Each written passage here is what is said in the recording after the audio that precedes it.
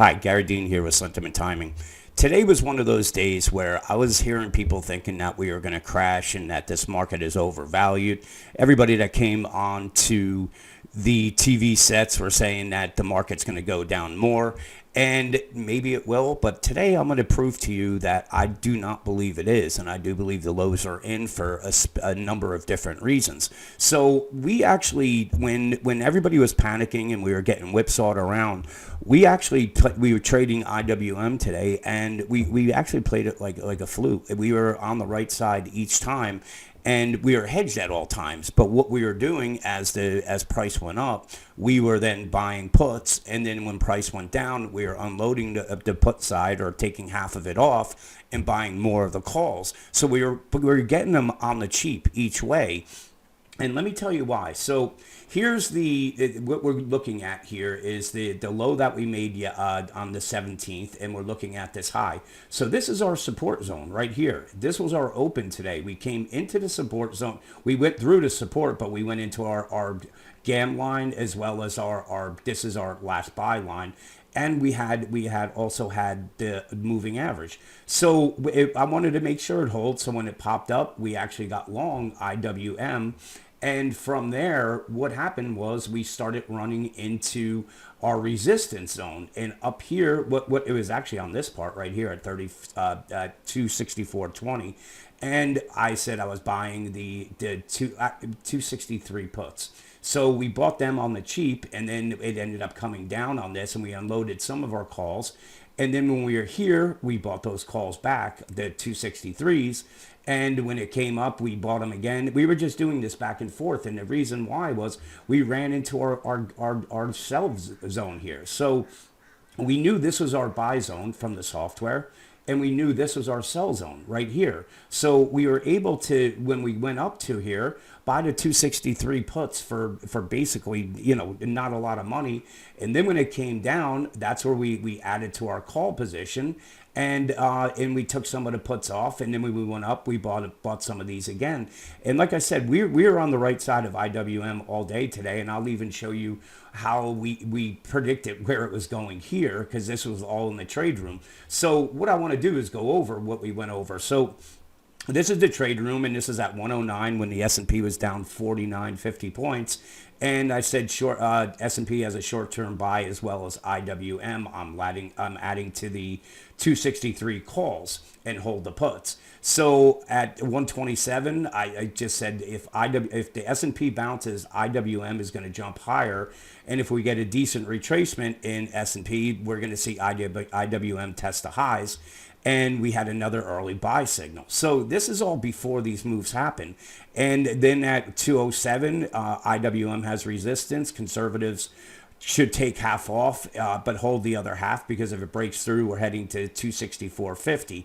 And then I said this. I said a dip down to the 263, 262.75 that holds is it's an inverted head and shoulders pattern pointing to 265. And that's what happened here was we could see, well, we're at the 262.75, exactly where we thought it was going to be. And the inverted head and shoulders played out almost exactly as we planned, because you can see it closed at 264.61. And that was when it was down at 262.75 that we were looking. And here's the pattern. Let me go to a shorter term chart. So what I was looking at was this inverted head and shoulders right here, and it came right down to our support level. It held that, and then it just shot straight up. And now we went to our first target on the software.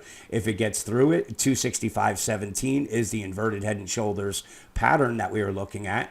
And if it goes up, then we're heading up to the 265.69. Now, how do you put that all into a trading plan? Well, if we get above the 264.95 here, we've cleared this zone, and that's really the last resistance zone. We have 265.69. I'm sorry.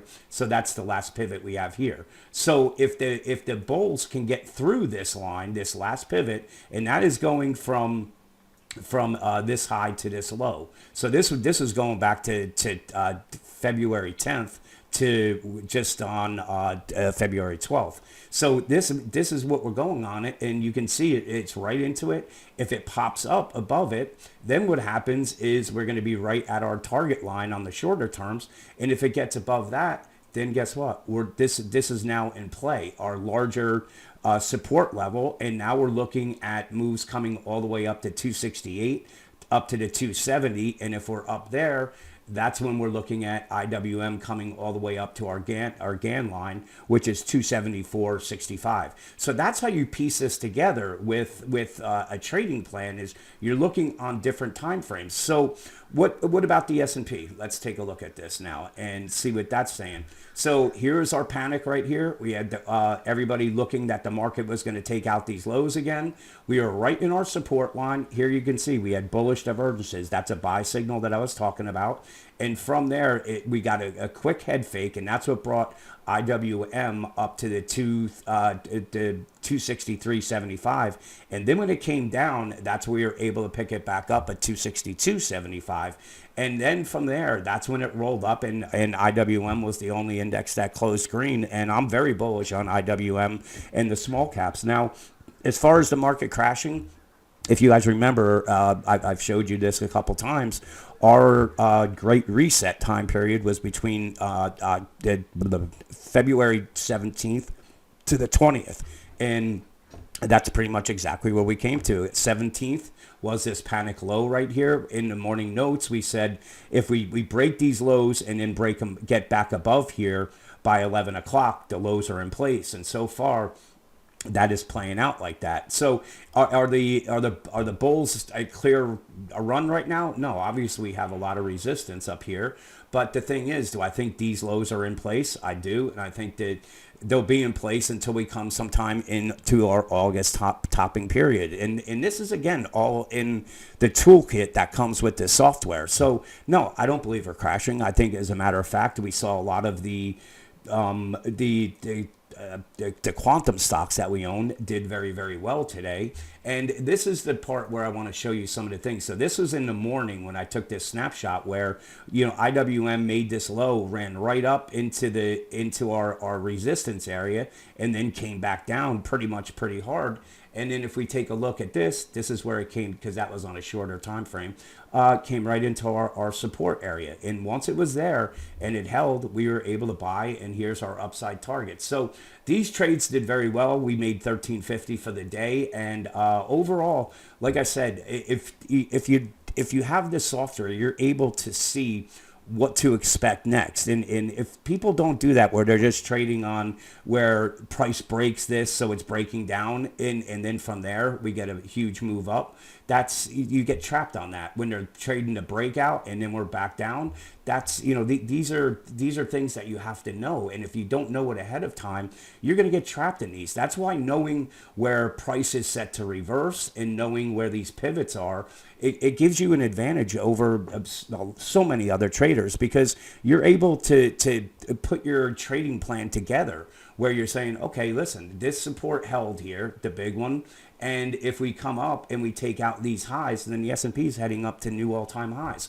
If it gets held down, all we're going to do is move our lines and find out where the support is on it. And if it's down at this level, if it holds, then we're going up. And that's really the name of how this works and why it's so powerful as a trading tool. And I was using it on the ES today a little bit, but really my prime one was just trading the options on IWM, because there was really no panic with these. It was, we got into our resistance zone. We still were holding the calls, but we were buying the puts that were down here. And then when the puts came down, we were buying the calls and selling that. So we were loaded up on them, and we did really, really well. And that's how powerful this software is. And I really just wanted to show you live where this is what I was saying in the room. So this isn't made up stuff. This is given the exact times that I was calling for these turns, and it was coming almost spot on where we were going straight up. This is an hourly chart. I'm sorry. Let me go to a shorter one. So, when we were going straight up, this is our resistance from this level. So we knew it was this is a sell area. And when we came down, this was our buy area. And these are on, this is from different time frames. That's why I was showing you these pictures on where the buys were and the sells. So once we knew that, we're able to just position ourselves where we're still holding the puts, where say this doesn't hold, then we're coming down here, but we're going to be able to ride the puts. But when we're adding our calls very cheaply, and now when it pops back up, we both sides, we could let the put side expire worthless and we're still going to make money. And that's really how we do this, and why I'm really, really excited for it, because it's a tool that I believe is going to be able to help everybody. And I'm going to be doing some training classes on this, how I look at different charts and different divergences, and especially when we're coming into an area where we have both the moving average. Let me see if I can find one here. Not really on this. We had it more on the S&P, I think, where we were running into our resistance with a moving average. And this is where you have to get a little careful, because this is important. Now, again, if they break above it, it's giving you the all clear sign to at least the 68 and 69 level. And then above that, it's going up to the 60, 68, 78. So just trading futures on this, you can make 10, 15, 20 points on the ES just using the gamma lines, as well as our support and resistance lines. So tomorrow we have some economic news. I believe that it's going to be market moving. My take, obviously I don't know anything on this, but I think they're going to gap it to the upside. And I think that this great reset was over on Tuesday, and we were just scaring people off. And from there, we are going to have a pretty good run into April, and then take a little break, and then have our final run into the August time period. So if you guys like this video, click on the subscribe button. You'll get these videos each night. And with that, have a great night, and I will talk to you guys in the morning.